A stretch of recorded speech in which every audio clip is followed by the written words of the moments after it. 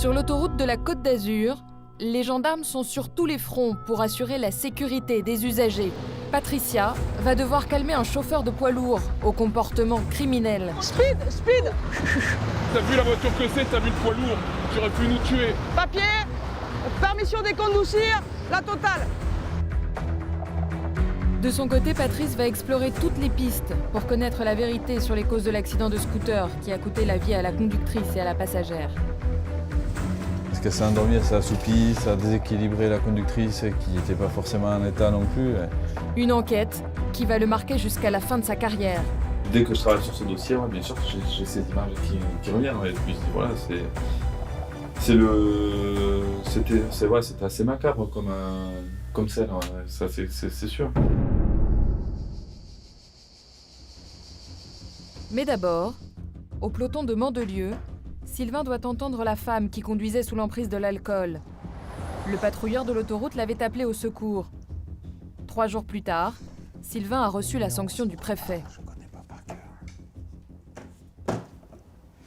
Donc suite à cette alcoolémie, la sous-préfecture de Draguignan a pris un arrêté de suspension de permis de conduire pour une durée de 6 mois. Donc je vais l'appeler pour l'informer déjà oralement de cette suspension de permis de conduire pour une durée de 6 mois et pour qu'on puisse convenir avec cette dame des rendez-vous pour pouvoir l'auditionner, qu'elle s'explique sur le pourquoi, comment est-ce que j'en suis arrivé à conduire dans un état alcoolique aussi avancé.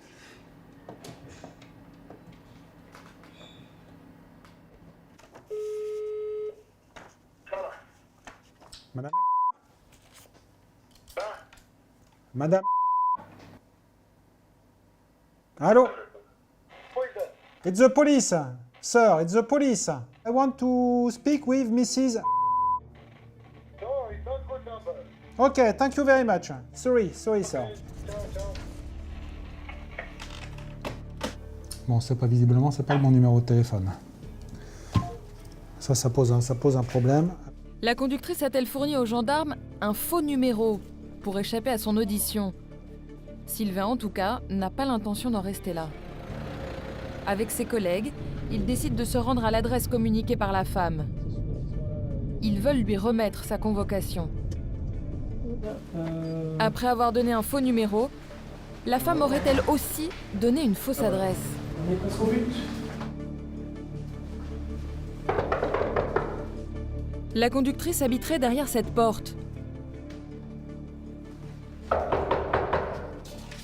C'est la gendarmerie, ouvrez. Après plusieurs minutes d'attente, aucune réponse. Aucun signe de vie dans l'appartement. Les gendarmes repartent et ils ont fait chou blanc. Mais Sylvain et son équipe ont une autre piste pour retrouver cette dame. Car le soir de l'intervention, sa voiture a été immobilisée et emmenée dans un garage.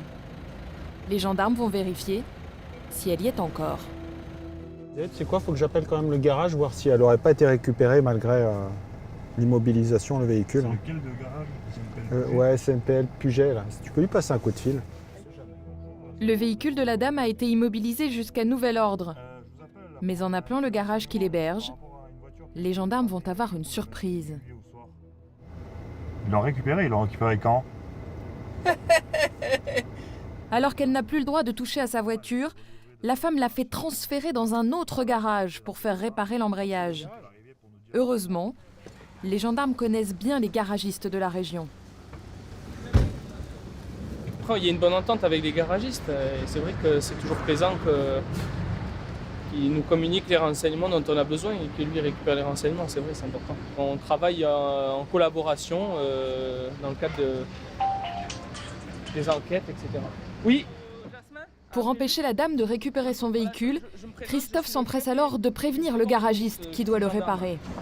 Alors juste pour information, c'est un véhicule qui a été immobilisé, donc vous ne pouvez pas le restituer à sa propriétaire parce qu'il y a une enquête qui est en cours. À 11h, elle doit venir? Ah ben c'est parfait. Écoutez, dès qu'elle est là, est-ce que vous pouvez me rappeler sans lui dire qu'on arrive, s'il vous plaît? Christophe a eu le nez creux. La conductrice, jusqu'alors introuvable, doit récupérer sa voiture au garage dans 1 heure. Pas de temps à perdre. Les gendarmes veulent arriver avant elle et lui faire la surprise. Bonjour monsieur, c'est vous Bonjour. qu'on a eu au téléphone? C'est moi. C'est moi, ouais. Elle est où la voiture? Elle est là, elle est cachée.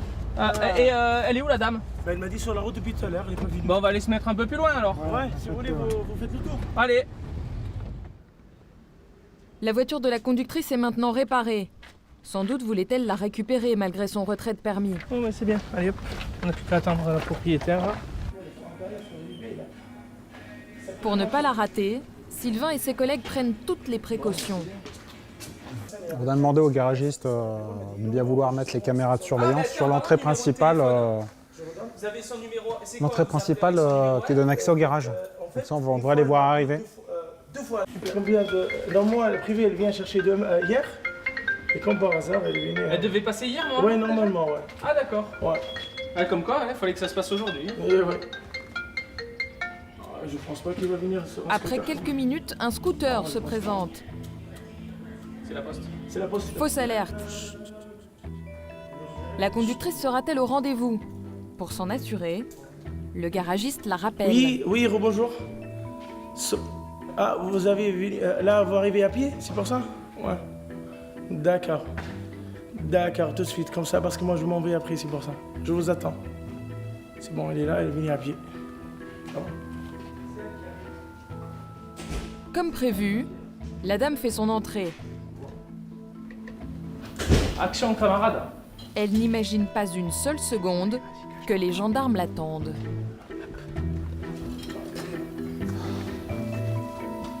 Christophe n'a plus qu'à l'accueillir. Bonjour, madame. Bonjour. Ça fait un moment que j'essaye de vous trouver. Un moment. Oui. Vous venez récupérer votre voiture? J'ai quelqu'un qui va venir la conduire en fait. Ouais, votre voiture, elle est immobilisée. Donc il faut passer me voir au peloton motorisé de Mandelieu pour que je vous entende. Une fois que vous êtes entendu, je vous rends votre voiture avec quelqu'un qui me montre son permis valide. D'accord? Et je peux venir aujourd'hui? Aujourd'hui, ce soir 20h, ça vous... Ah non, mais j'ai quelqu'un, j'ai déjà une Mais moi, je émission. peux l'entendre. Tu à peux 20h. l'entendre? Oui, moi, je peux À l'entendre. 20h? Est-ce qu'on aura besoin de vous courir après ou pas? Non. Maintenant, s'il y a besoin de vous courir après, voilà quoi. Non, mais qu'on soit d'accord. Ok? Donc, rendez-vous ce soir à 20h. On est d'accord? Ok. Maintenant, la voiture reste là. Ok. Allez. Je te donnerai un papier officiel à madame, D'accord. avec l'entête gendarmerie, qu'elle vous la présentera. Ça veut dire qu'elle pourra récupérer son véhicule demain matin, si elle est passée nous voir ce soir. D'accord? Ok, Ça marche? comme ça. Merci en À tout ce cas. soir, madame. Allez. Au revoir. Merci, monsieur. Allez, Merci. Au revoir. Merci encore. Au revoir. Le rendez-vous est donc pris pour le soir même. Mais surtout, la femme sait désormais que les gendarmes prennent son affaire au sérieux. C'est un travail qui a apporté ses fruits puisque on a retrouvé la personne. Au moins, ça montre que voilà, on lâche pas. Même si c'est des petits dossiers, on lâche pas. Il est 18h. Arrivée en train à la gare de Mandelieu, la dame a appelé les gendarmes qui sont venus la chercher. Elle est accompagnée par son mari. L'audition va pouvoir commencer. Miracle. Elle est là. Elle est là. C'est Christophe qui va l'entendre, la dame, sur l'alcoolémie. Donc il va lui notifier comme quoi elle a 6 mois de suspension de permis de conduire et l'entendre sur les faits, c'est-à-dire comment est-ce qu'elle en est arrivée à avoir une telle alcoolémie dans la nuit du 28 juillet. Face aux questions de Christophe, la conductrice ne peut plus se dérober. Alors, qu'est-ce que vous avez consommé comme alcool ce soir-là? Du rosé. Que du rosé. Que du rosé. D'accord. Quelle quantité? À moi seul. À vous toute seule, ouais. À peu près, c'est pas... Boire une bouteille à moi seul. Une bouteille à moi seule. Est-ce que vous pensiez avoir dépassé la limite légale en prenant le volant? Grâce à Dieu, je n'ai mis la vie de personne en danger. Maintenant, j'assume pleinement ce qui m'est reproché. Allez. À l'issue de son audition, la jeune femme prend peut-être conscience de la gravité de la situation. Reconnaissant les faits, dans le cadre de la procédure dont elle fait l'objet, elle a pris une suspension de son permis de conduire pour une durée de 6 mois et une convocation au tribunal pour une ordonnance pénale. Elle a dit qu'honnêtement, ça lui a servi de leçon. Voilà. Moi, je considère que l'action qui est menée au quotidien tente à faire diminuer le taux de mortalité sur les routes françaises. Voilà. Au même moment, à Saint-Isidore, une motarde arrive au peloton. C'est Patricia, gendarme depuis 17 ans. Et vous n'avez pas pensé postuler pour devenir motarde à la gendarmerie? Non, je suis trop petite. Trop petite et trop âgée maintenant. J'ai essayé, mais il manquait 4 cm. Donc, compliqué, hein. C'est comme ça. Non, mais c'est très bien.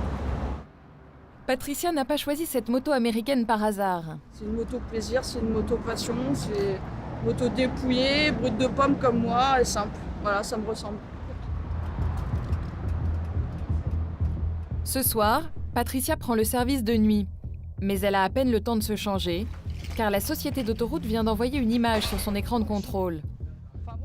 Un poids lourd est à l'arrêt sur la file de gauche. Mais qu'est-ce qu'il fait le poids lourd sur la voie rapide déjà? Bon allez, go go, ça commence. Patricia doit partir en urgence. La soirée commence bien.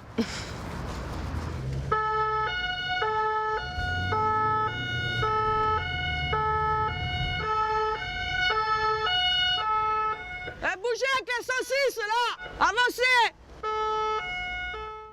Et en arrivant sur place, elle a la surprise de découvrir une voiture en travers à l'avant du camion.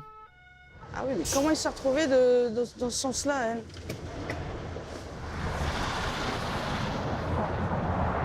Bonjour! Ah ouais.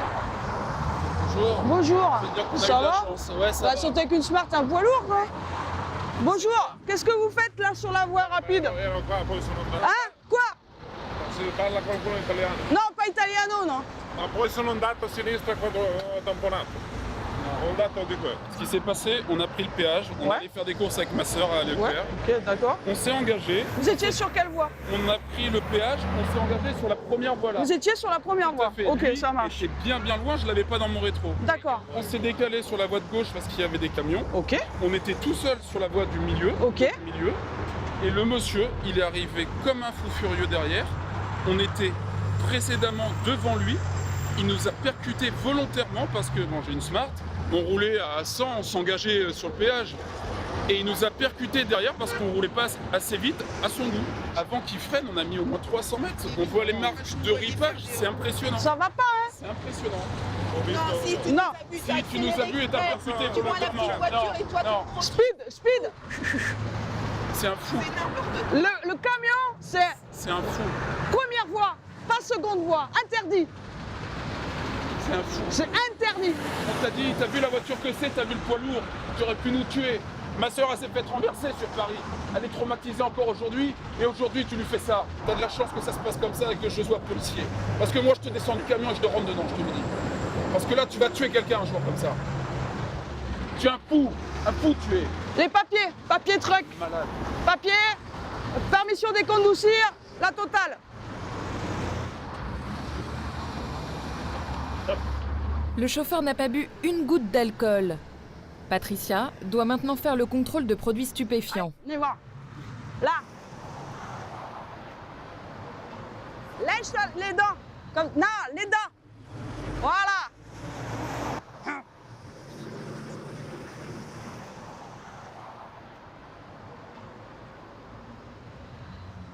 Oui, apparemment, le monsieur allait vite, donc... En plus, c'est une Smart, donc Smart contre camion, ça aurait pu faire très très mal, quoi. Donc là, les personnes s'en sortent indemnes, c'est incroyable. Ici, il y a énormément de poids lourds, vous êtes en sortie de péage, et tout le monde accélère, et les camions ne doivent pas doubler, ils sont interdiction de doubler à partir du péage, jusqu'à Nice-Est.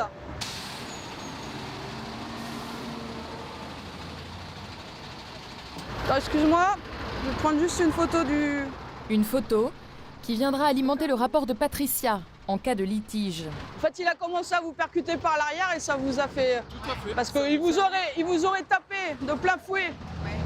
Sur le côté, ça n'aurait pas été la même. Côté, il finissait. Ah, c'était terminé. Là. Non. Le résultat du contrôle de stupéfiants vient de tomber. C'est négatif le stup, il n'y a rien. Nada. Pas d'alcool, pas de drogue. Le chauffeur était en pleine possession de ses moyens quand il a poussé la Smart. Vous allez nous suivre au garage pour faire le constat avec la voiture, faire le constat. Constat pour l'accident, constat. You follow, ok? Et moi follow you, ok? Vous allez monter avec le dépanneur, s'il vous plaît.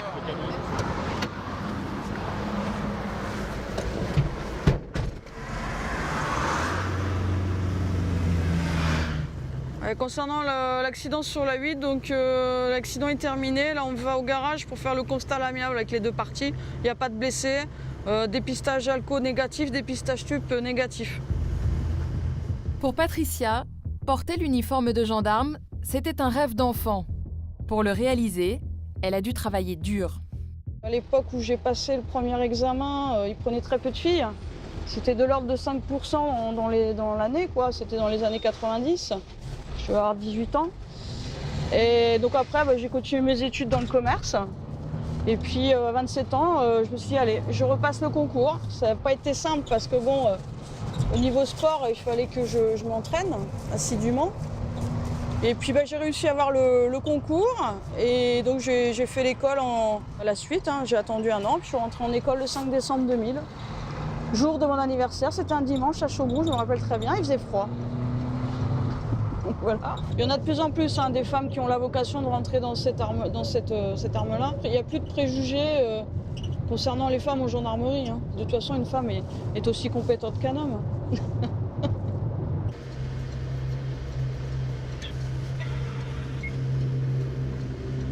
Le chauffeur appelle son patron. Sous l'œil des gendarmes, le constat à l'amiable va se faire sans incident. La vitesse et voie du milieu. Et maintenant, le routier va devoir payer 2 contraventions. Vitesse excessive plus une circulation sur les voies de gauche. Donc ça fait 2 amendes, donc une à 90 et une à 22. 112 € d'amende. C'est bon au niveau du constat, c'est carré. Au niveau du schéma, c'est carré aussi, les croix. Oui. La voiture, elle est cassée, c'est pas grave. Vous avez rien de cassé, c'est le principal. C'est la direction Italie? Oui, Ventimiglia. D'accord. Bon, go alors. Merci encore. De rien, allez. Et non, c'est normal, c'est notre boulot. Bonne continuation, merci. au plaisir. Bon, merci.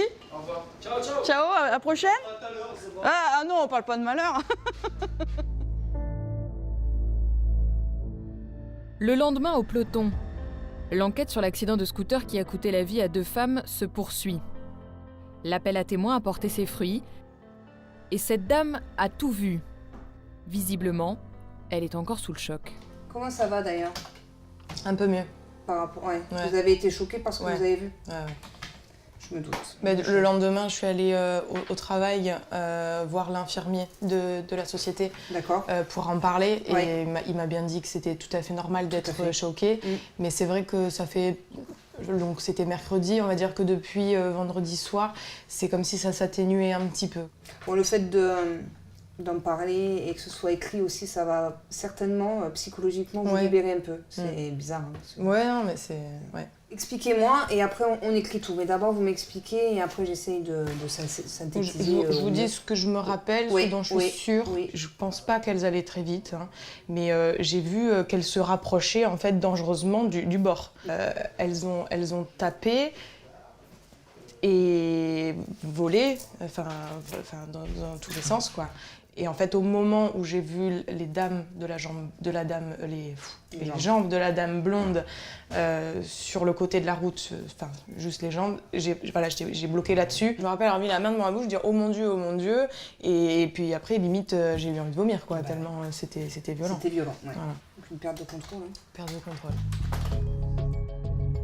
Parce que ce que j'ai dit, il le savait déjà sûrement, mais j'ai l'impression de faire quelque chose. Je peux pas aider parce que malheureusement ces dames sont plus là, mais de faire quelque chose. Je pense que ça m'aidera moi aussi à encaisser ce que j'ai vu. Et puis après il faut dire aux gens de faire attention quoi, c'est terrible.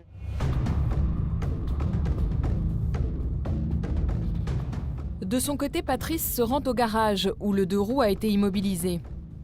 Il tient à vérifier la vignette de l'assurance. Alors, je regardais quand même le scooter dans quel état il est. C'est un Vespa, mais non. Chose incroyable, le 2 roues est à peine abîmé. On dirait pas, On dirait pas qu'il y a eu 2 morts là-dessus. Il n'a pas le coup, là tu le prends, tu le démarres. Il roule. Elle est venue se poser contre la glissière, le mur en béton, quoi. Et t'as les petits panneaux là et c'est les prix de plein de fer. Et le scooter, lui, il est resté contre le mur. Il est râpé contre le mur parce que voilà, elle s'est mis contre le mur. Il n'y a pas eu d'impact de l'avant. Là, le scooter, on dirait pas. Bon, voilà, c'est ça que je cherchais, moi. Oh putain. Comme il le craignait, l'assurance semble expirer depuis près d'1 an. Ouais, prends-la en photo, mais je la prends en photo avec mon téléphone aussi, comme ça l'assurance, je l'appelle. Et avec ils vont me dire si c'est parce qu'elle n'a pas changé. Exactement, ou si elle n'est pas assurée du tout. À mon avis, je le sens mal, mais bon. Je mets un carton de scellé sur le scooter, et puis comme ça, là maintenant, le scooter, il est sous main de justice. Patrice est sur le point de rentrer au peloton quand il reçoit un appel. Oui, allô? Oui, mon lieutenant. D'accord. Les résultats des prises de sang viennent de tomber. La conductrice, mais aussi la passagère, n'étaient plus du tout en état de monter sur un scooter. Pas Jojo. Alors au niveau des stupéfiants, c'est négatif pour les deux. Au niveau de l'alcool, alors la conductrice a 1,60 g et quelques, ou 1,50 g ou 60 et quelques, je ne me rappelle plus ce qu'il m'a dit le lieutenant, enfin bref, j'ai les résultats sur mon bureau. La passagère a 2,54 g. Les deux jeunes femmes étaient donc fortement alcoolisées. Des résultats qui permettent à Patrice d'échafauder une hypothèse. La conductrice n'est sans doute pas la seule en cause. Sa passagère est peut-être elle aussi responsable de l'accident. C'est vraiment beaucoup, hein. Alors, la passagère a 2,55 g, il suffit. Elle va peut-être déstabiliser le scooter dans le virage. Parce qu'à 2,55 g, on ne se tient pas comme à jeun, quoi. Parce qu'elle s'est endormie, elle s'est assoupie, ça a déséquilibré la conductrice qui n'était pas forcément en état non plus. La société d'autoroute vient d'ailleurs d'envoyer la photo des deux femmes prises au péage. Et elle pourrait confirmer les soupçons de Patrice. Ah, la passagère, on dirait qu'elle est roupillée déjà. Ah ouais, d'accord. Non, mais elle est... Tu vois qu'elle est pas bien. Quand même. Putain, c'est fou ça, hein.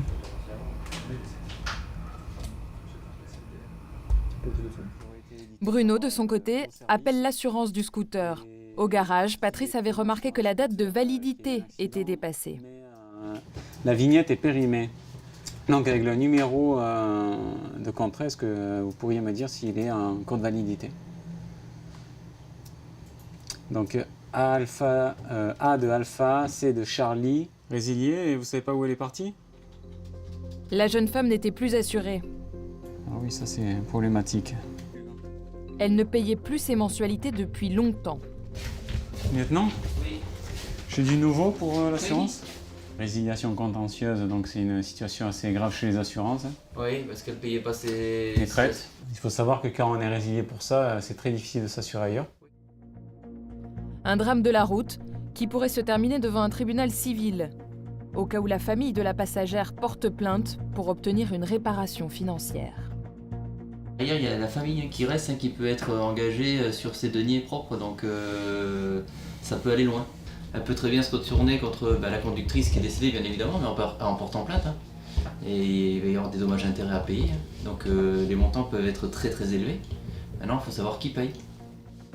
Et ce ne sera pas l'assurance, puisque la conductrice n'était plus assurée au moment de l'accident. Ce sera donc sa famille qui devra payer en cas de plainte. Le lendemain matin, Patricia fait une entrée triomphale au peloton. Voiture avec chauffeur. Sa moto est restée au garage et pour cause. Elle arrive avec les bras chargés. Elle va devoir affronter les blagues de ses camarades. Mais c'est pas le bon! Il m'a fait grand merder ce matin. Mais non, mais... Car ce matin, elle vient de passer maréchal des logis chefs. Bonjour, ça va? Mais reste chef. Oh là là là là. Qu'est-ce qui se passe aujourd'hui, j'ai mais en fait j'ai changé de grade, je suis passée MDL chef, donc je ramène les croissants et pains au chocolat pour les collègues. Bonjour, chef. Respect chef. Merci. Bon allez, je vous ramène la victuaille. Merci. Tac. Ça fait combien de temps vous êtes dans la gendarmerie? Ça fait 17 ans. fera 17 ans à la fin de l'année. Toujours la même fougue, passionné? Toujours la même fougue, bien sûr. Bonjour chef, félicitations. Mon lieutenant. Aïe. Les galons vous vont si bien. Oh merci, c'est gentil. Voilà, ça marque le coup, hein. C'est sympa pour le promu de ramener un petit croissant pour déjeuner le matin, c'est sympa. On va pouvoir profiter un petit peu, discuter 5 minutes, mais bon. Ça va rien nous changer, pour elle c'est surtout plaisant d'avoir un galon de plus sur les épaules, hein, c'est sûr. Pas le temps de s'endormir sur ses galons. Merci. La chef doit partir en patrouille. Et très vite, elle croise la route d'un conducteur en pleine conversation téléphonique. Vas-y, double-le, il doit y être encore.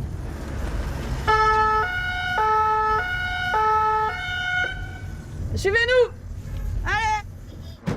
Monsieur, bonjour. Vous allez me présenter les papiers du véhicule et votre permis de conduire, s'il vous plaît. Ok, donc vous allez faire l'objet d'une verbalisation, monsieur, pour le portable? Non, faites pas ça. Bah si, monsieur, je fais mon travail comme vous faites le vôtre. Non, mais faites pas ça. Bah, vous avez pris le rond-point avec le portable à la main, à l'oreille. Mais j'allais doucement, j'allais pas... Mais c'est pas une question d'aller doucement, monsieur, c'est interdit. Que vous soyez dans votre véhicule perso ou votre véhicule professionnel, c'est interdit. Bah, je m'en ai fleurs, c'est la première fois, ça Mais je fais pas de fleurs pour les portables, on fait tellement d'accidents dus au portable, monsieur. Si Patricia se montre intransigeante, c'est qu'elle connaît bien les chiffres de la sécurité routière. Ils sont dramatiques. 26% des accidents de la route sont dus à l'utilisation de téléphones portables au volant. Les gens n'ont pas la conscience que c'est dangereux. Mais on a beau leur dire, ils sont butés, tant pis pour eux. C'est la loi, le portable, il est interdit au volant, point barre. Aucune tolérance pour moi. Ça, c'est prendre de l'argent aux gens, c'est tout. J'ai jamais eu d'impression dans ma vie et je ne veux pas arrêter pour des conneries comme ça, il faut arrêter. Et vous enlever des points aussi? Bien sûr. Combien? 3 points. Ah non, mais tiens, oui. Je travaille pour m'enlever des points. Oui, mais il faut pas utiliser le téléphone, monsieur. C'est dur, je vous dis, vous êtes très dur. Non, je suis pas trop sévère, monsieur. C'est pas vous qui allez sur les accidents de la route du portable. Vous prenez, monsieur. Mais ça. Quand je conduisais. Monsieur, c'est pas le souci. Vous prenez un rond-point avec une main sur le volant et alors, c'est interdit. C'est interdit. D'accord, mais si on m'appelle au travail. Alors, si vous êtes d'accord, le sujet est clôt, monsieur. Si vous êtes d'accord avec moi, le sujet est clôt. D'accord? Ça sert. Et ben vous arrêtez pour téléphoner. En plus, c'est pour rappeler votre collègue qui est à la boulangerie. Faut pas se foutre de moi non plus. Je ne veux pas sortir. Vous respectez le code de la route et après on en reparle. Vous avez 35 ans, je respecte le code de la route. Ça se voit. Tenez. C'est bon? Ouais, c'est bon, vous recevez l'amende directement chez vous, monsieur. Oui, directement chez vous, je vous informe. Voilà, monsieur, bonne journée. Sur le fichier, il ne restait plus que 5 points. Et s'il a 5 points, c'est pas innocent. C'est qu'il est coutumier. Soit par vitesse, soit pour le portable, soit autre chose. Sinon, il aurait ses 12 points. Le téléphone portable au volant est un fléau. Mais sur toutes les autoroutes, il existe un autre danger que les automobilistes ignorent. Les bandes d'arrêt d'urgence, sur lesquelles ils se croient pourtant en sécurité, sont souvent le théâtre d'accidents graves.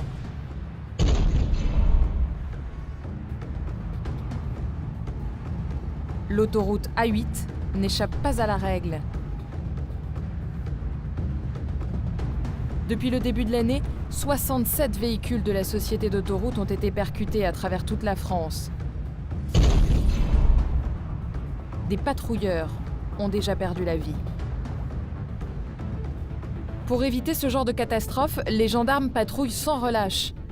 Christophe et Océane repèrent justement une voiture immobilisée sur la bande d'arrêt d'urgence. Ils interviennent immédiatement. Je veux juste aller voir si elle a un problème, la dame.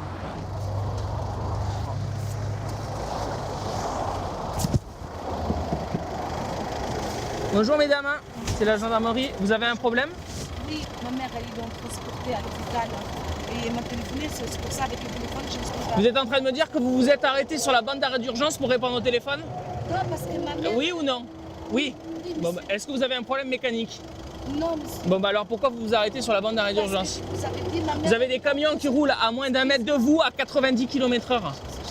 Vous avez une aire de repos à moins de 100 mètres. Et vous allez vous arrêter sur une bande d'arrêt d'urgence pour répondre au téléphone alors qu'il y a quelqu'un à côté de vous? Non mais madame, on aurait pu vous percuter. Allez, on part directement, on vous arrêter sur l'air, allez.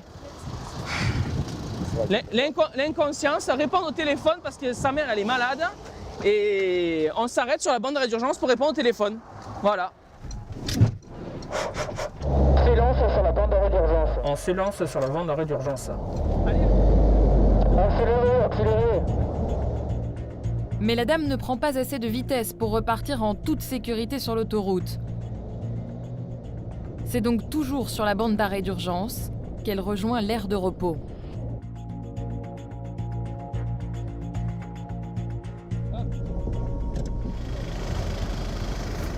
Permis, carte grise, s'il vous plaît, madame. Là, ici, on est en sécurité, d'accord? On va procéder au contrôle tranquillement. Le permis de conduire, madame, s'il vous plaît. Merci. Vous allez être verbalisé. J'ai rien contre votre mère, qu'on soit bien d'accord. Non, mais moi j'étais en panique. Je sentais les camions passer, j'étais en transe. Et voilà. Vous avez senti que vous étiez en danger en étant arrêté. Mais moi j'étais en transe. Je sentais la voiture qui bougeait à chaque camion. Et les autres? Imaginez s'il y a une famille qui vient vous percuter, il dit qu'est-ce qu'elle faisait la voiture là? Ah ben en fait elle a dû s'arrêter pour être au téléphone. Vous imaginez la famille en face? Non mais voilà. C'est là combien l'amende? Pas cher pour ce que ça peut entraîner. C'est un arrêt au stationnement sur une bande d'arrêt d'urgence. C'est 35 €. Il n'y a pas de perte de points. Bon bah là ça va le sentir pas mal avec une petite amende de 35 €. Et ça aurait pu être beaucoup plus cher. Voilà. Et beaucoup plus grave aussi. S'il y avait eu quelque chose.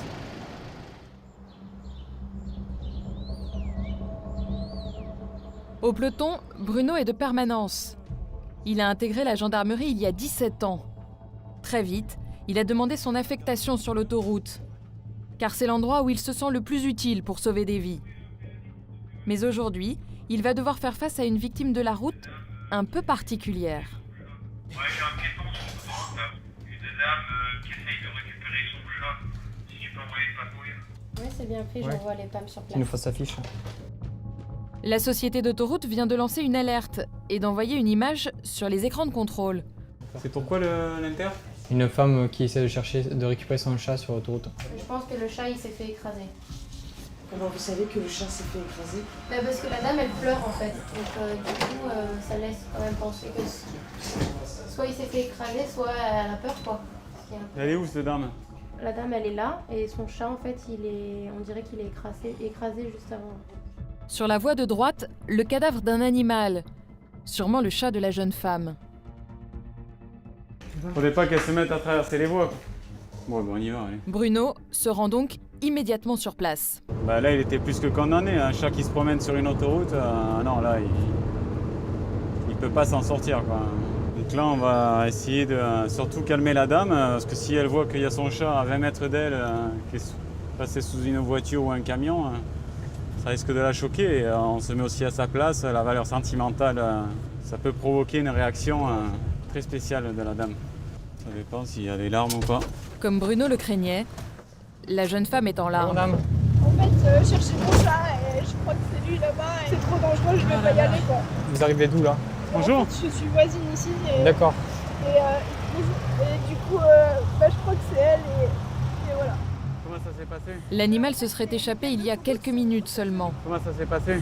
En fait, les gars de l'autoroute sont venus couper l'herbe et je crois qu'ils ont cassé les canisses. Là? Ouais, elle a 9 ans, elle n'est jamais venue là. Vous habitez où, vous? Ici. Ah oui, là, elle a 9 ans, elle n'est jamais venue ici. Et ils ont fait ça pendant l'été et du coup, voilà. Vous saviez pas qu'il y avait une... Non, parce que je suis partie en vacances, je suis revenue il y a 2 jours et voilà, et elle revenait pas hier soir, je trouvais ça bizarre. Et voilà. Ah oui, c'est sûr que c'est assez dramatique. Vous avez qu'un seul animal? J'aimerais juste récupérer un petit peu pour l'enterrer si c'est possible. Ah non, là ça va pas être possible. Hein. Mais c'est juste un petit peu.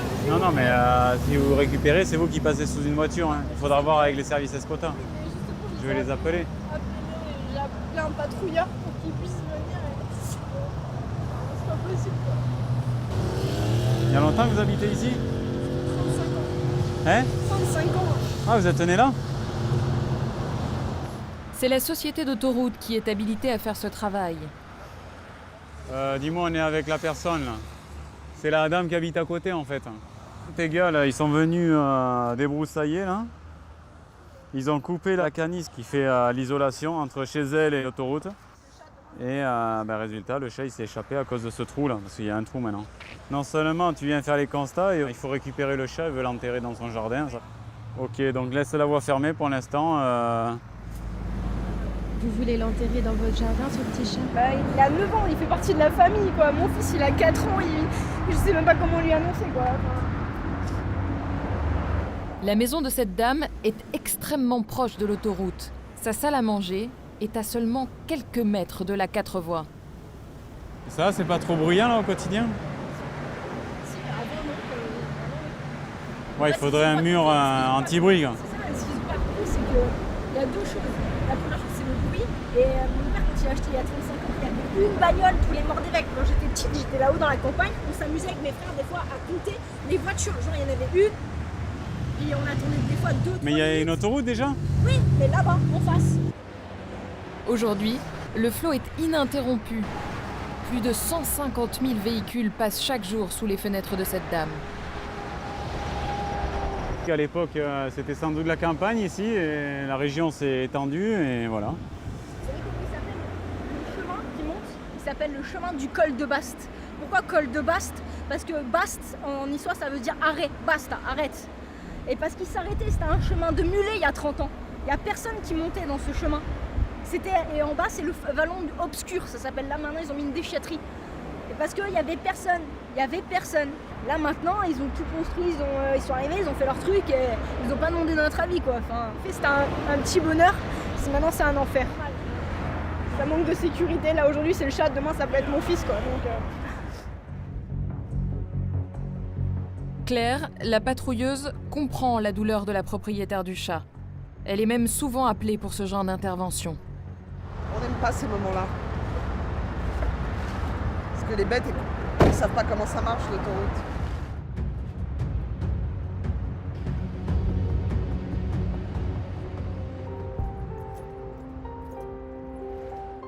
Je pense que de toute façon, elle a été tuée sur le coup, donc elle n'a rien senti. Donc fermez le sac et faites une merci.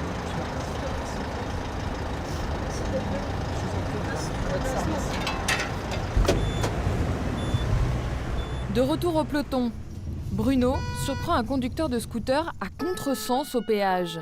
Une manœuvre strictement interdite. Et alors? À contresens, lui. Non mais c'est quoi ça là, monsieur là? Vous avez pas vu, mais vous avez vu ce que vous faites là? Venez vous garer là, là-bas au parking. Ce conducteur s'était en fait engagé dans la mauvaise file. Il ne pouvait pas payer avec sa carte bleue. Bonjour monsieur, vous me sortez le permis s'il vous plaît? Bon, demi-tour sur autoroute, c'est 90 € 3 points, vous le savez? Non? C'est pas demi-tour sur autoroute, si. C'est demi-tour dans un truc. Ouais, même sur pas l'autoroute. demi-tour. Non, c'est pas demi-tour sur autoroute. Ah, on n'est pas sur l'autoroute là, ici? On est où là? Je suis au péage, je me rends compte péage, que il fait partie je ne peux d'où, pas là? payer. Voilà. On est dans un village ici là? Non, mais je suis d'accord, mais je suis en train de payer. On est sur l'autoroute ou pas? Allez, cassez pas les couilles. Putain, vous êtes. Oh, vous allez vous détendre, d'accord? Non, mais je me détends pas parce que ça m'énerve.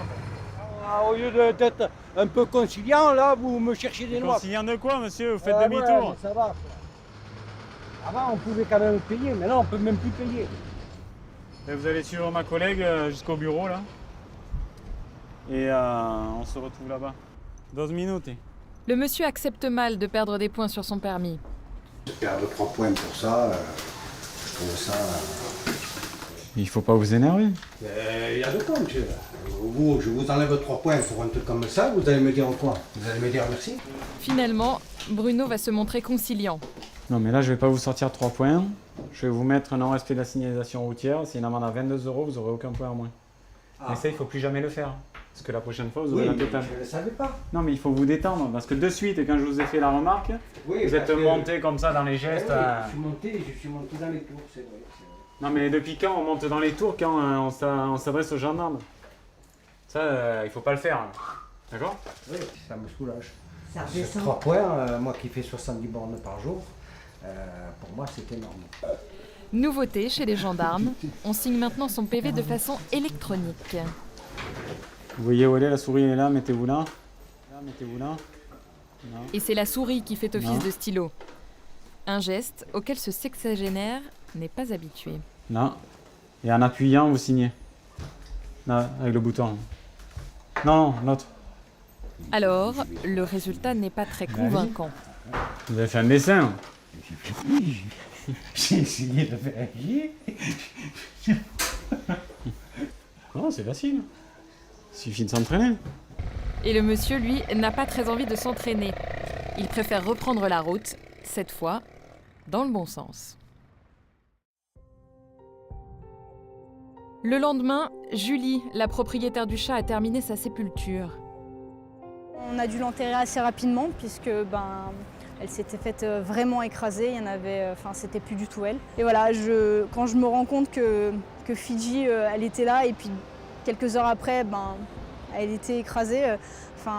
Après 9 ans de vie avec elle, elle a partagé des choses avec notre fils aussi. Et puis voilà, on l'a enterrée. Et c'est Jules qui a fait des petits galets en représentant Fidji et nous, tout simplement.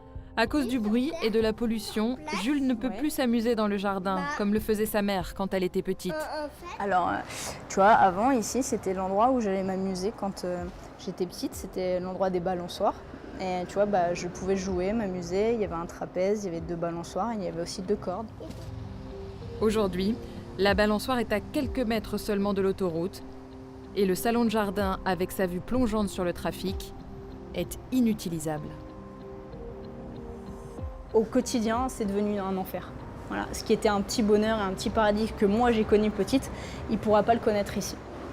Tu vois là, l'autoroute comme elle est proche. Et ouais. Et tu vois, ici il y a encore plein de voitures qui passent tout le temps, tous les jours. Un enfer dans lequel Julie est condamnée à vivre avec sa famille. Sa maison est invendable. Au peloton, Patrice est tendu. Il doit mettre un point final à l'enquête sur l'accident de scooter, celui dans lequel 2 femmes ont trouvé la mort. Dès que je travaille sur ce dossier, bien sûr, j'ai ces images qui reviennent. Et puis voilà, c'était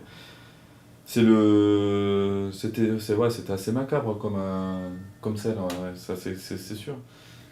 Donc, et là j'ai la fille de la conductrice qui est là, qui devait récupérer la carte bancaire de sa maman. Après l'horreur du drame, Patrice va devoir maintenant affronter la douleur des familles. Venez. Dans le dispatching, elle était restée au fond de la boîte, donc c'est pour ça que moi quand j'ai vu ça... Oui, je me suis bien demandé où elle était parce qu'elle l'avait sûrement sur elle, j'étais sûre. Oui, elle est là. Donc je vais vous la restituer. Est-ce que je peux vous prendre votre pièce d'identité? Bien sûr, c'est voilà. Par contre, j'ai pas le livret de famille, c'est mon frère qui l'a. J'en ai pas besoin. Okay. Non, ça va. Une carte bancaire, un souvenir de sa mère, que cette jeune fille gardera. En revanche, elle refuse de récupérer le scooter. Je soumettrai au magistrat que le scooter ne veut pas être récupéré par la famille, et savoir je solliciterai une destruction à ce moment-là. Ouais. Marie-Cécile. C'est ma tante. C'est votre tante. J'ai essayé de l'appeler, elle a essayé de m'appeler aussi, j'ai essayé d'appeler. Et c'était à vous de vous voir, parce qu'elle veut savoir. Elle veut savoir...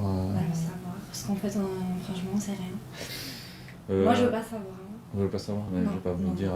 Après, moi, le dossier est toujours en cours, même c'est, voilà. Tout ce qu'on sait, c'est qu'elles sont seules en cause. Voilà. Il n'y a pas de véhicule, impliqué. Mais elle veut savoir. Je ne sais pas si vraiment c'est parce qu'elle est mal, mais elle veut.